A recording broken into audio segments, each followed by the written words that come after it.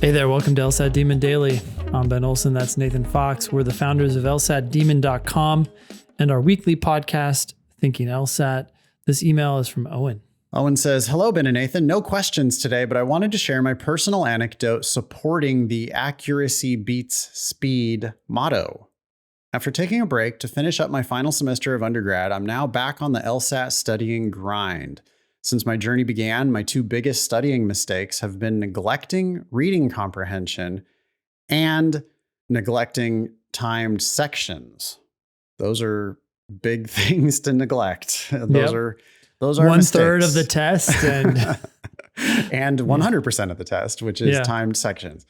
Okay, the last time I took a reading comp timed section was in July, where I attempted 22 of the 27 questions, correctly answering 13 of them. That is 59% accuracy, and ending with a score of 13 out of 27. So you also didn't get any of your guesses, which that's not really that bad of luck. You got 0 out of 5 instead of 1 out of 5. 59% accuracy. Ben, you made a noise. You whistled. Yeah, that's low. I mean, you're getting 13 out of 22.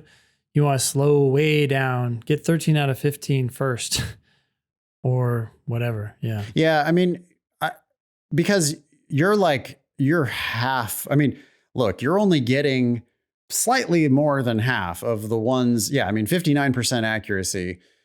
You're getting barely half of them that you're even getting right. But how many of those are you actually understanding? When you're at 59% accuracy, that means you're choosing the wrong answer 41% of the time.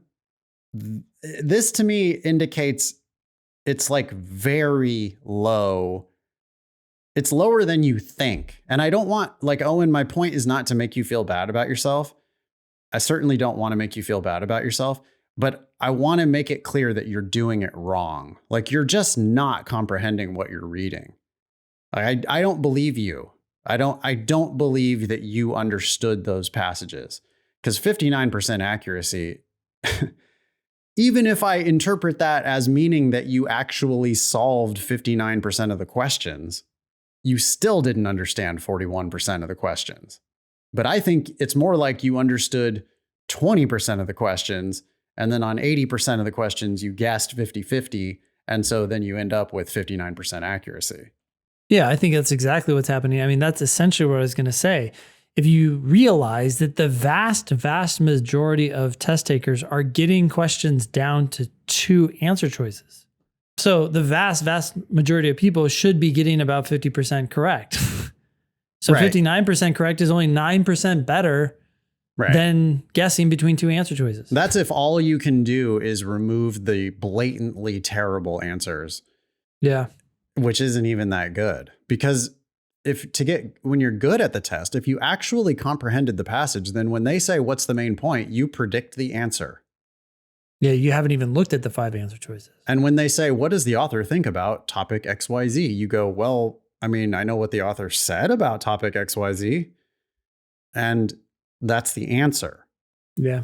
So you should be predicting the answers to these questions. Your accuracy should be way, way higher than 59% on your questions attempted. You need to be shooting there for what, 90% accuracy? I would say 85% at least or higher. Okay. At least. Yeah. Yep.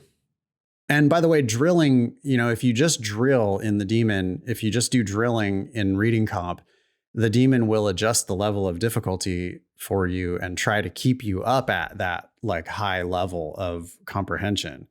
Yeah. Then when you start getting too many right, it'll start feeding you some of the harder passages and, see if you can keep your accuracy up. But yeah, you really gotta work on the accuracy. And then, okay, so Owen is, got to appreciate Owen here for being so honest, right? So open about all this, because Owen says, rather than addressing my clear lack of understanding of content and strategy, I decided to allocate the majority of my time to drilling the other 2 sections, which is super common. People do that all the time. Yep. I'm going to focus on the part that I'm good at. People frequently bury their head in the sand on games. They're like, oh, I just can't get the games, so I'm going to do reading comp and LR instead. Those are the things that I'm good at. So I'm going to perfect those instead of working on your obvious weakness. It's real common, Owen, that you did that. Owen continues, in the last 2 weeks, I spent more time dedicated to reading comp than I did that entire summer. Today, I took my second ever reading comp timed section. I turned the clock off and invested time in the passages up front.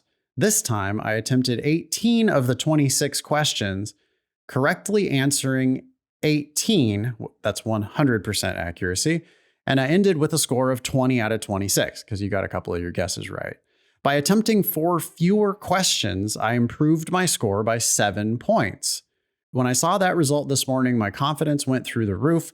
I now know that I am capable of understanding and nailing these questions. Thank you for all your help, Owen. Where do you want Owen to go from that success? Do the same thing again. You will naturally start to attempt more questions because you will naturally start to get faster as your understanding and confidence increases. Yeah, and there's going to be some bumps in the road, Owen. It's not going to be always up, up, up. You're going to have some bumps in the road. Right now, we're looking at very limited data. I mean, this is an RC section in July and an RC section now, and that's the only data points that we have. So there's a lot of noise there. And what you need to do is you need to do another time section of reading comp this week. And then there's another no one. Noise there. That's the problem. There's no noise, right? There's no information. So there's no information. It could be all noise. Yeah.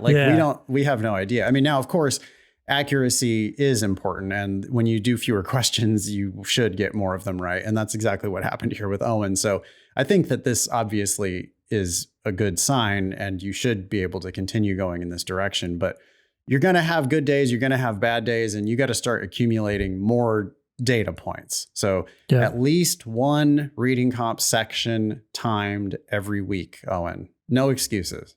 At least one every week. Yep. And do that for a month and then see where you're at. But keep focusing on accuracy all the way through. And drilling. Like don't just do 4 reading comp time sections over the next month. We're talking about drilling reading comp as well. Right. Time section every week. And then when you have also do, you could be doing like a passage a day. Yeah. Yep. Thanks, Owen. Email daily@lsatdemon.com if you'd like to ask us a question or share some LSAT or law school admissions news. Thanks for listening.